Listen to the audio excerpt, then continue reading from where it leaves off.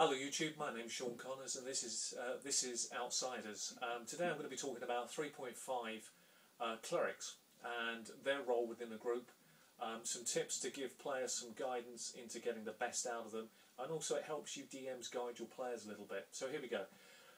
Clerics without a doubt are probably one of the safest bet characters to play within the core rules of 3.5. Cleric has pretty much everything you would ever need as a player from the start, and gets better over time. So they have some of the best saving throws, they can easily wear high armour class, so they can get a good armour class, they can carry pretty good weapons, can even carry some martial weapons depending on the religion of the god that they actually worship. They have domain powers on top of the spell powers that they have, and of course they have access to healing. Doesn't really seem to be much of a weakness there, does there? To be honest, there isn't. They're without a doubt one of the strongest classes, I think, in the game from the start.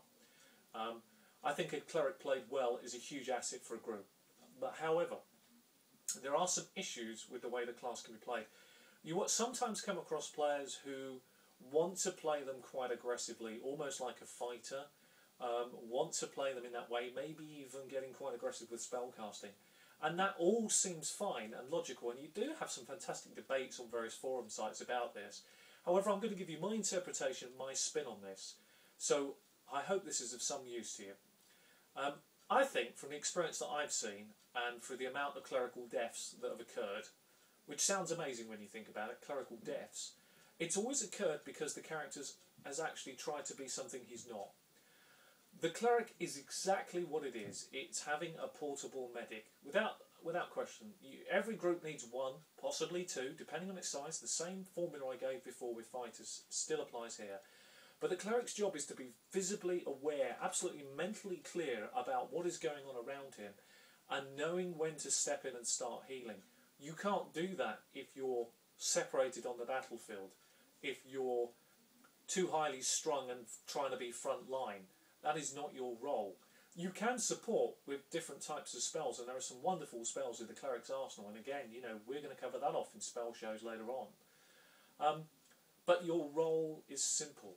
It's to become really the medic of the group, to give that support. So you've got to want to enjoy that role, and I think that's perhaps where certain characters fall and players fall into that trap. They get a little frustrated.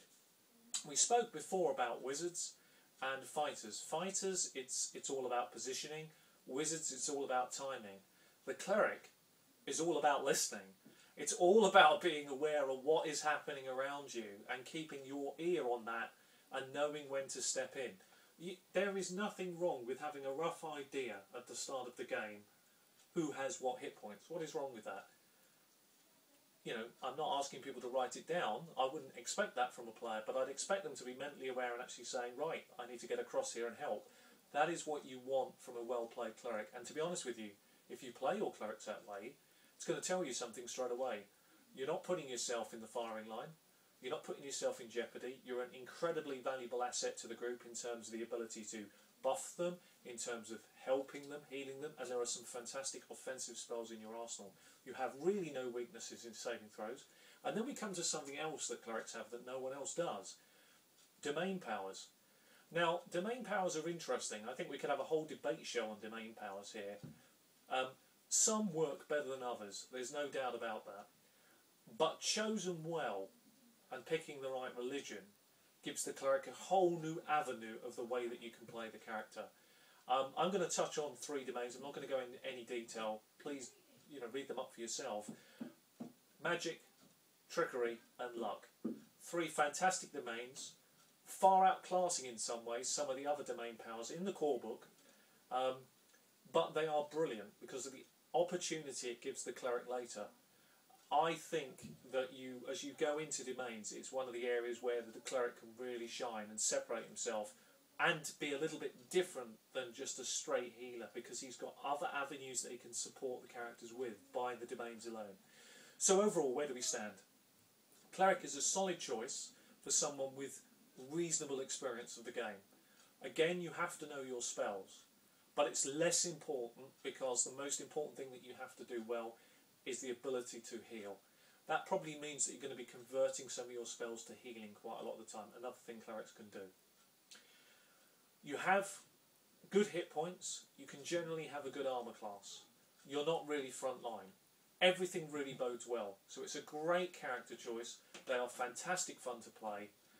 This has been about Clerics, really. I hope you've enjoyed it. My name's Sean Connors. This has been Outsiders. Until the next time, see you.